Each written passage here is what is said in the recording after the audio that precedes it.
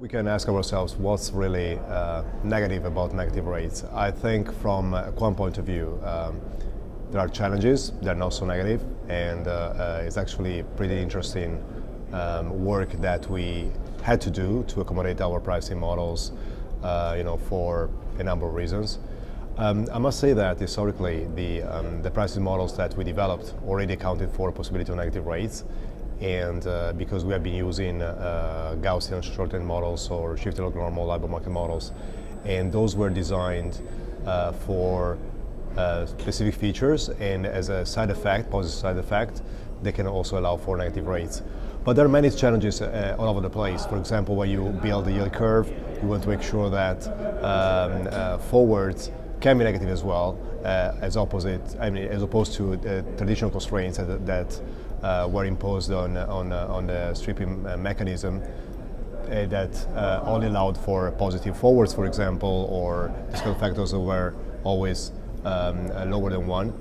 And quotation mechanism for implied volatilities. So Black's formula is not okay anymore because implied volatilities have to be defined in a normal sense, not necessarily in a normal sense if you want to deal with negative forwards or negative strikes.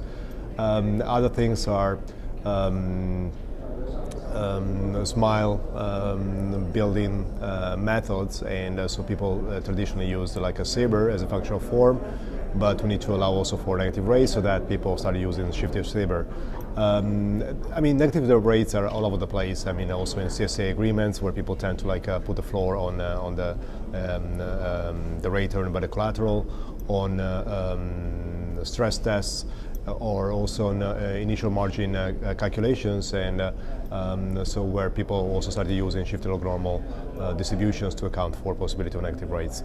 So to answer my own initial question, I must say that there is not much negative about negative rates. I think it was really challenging, but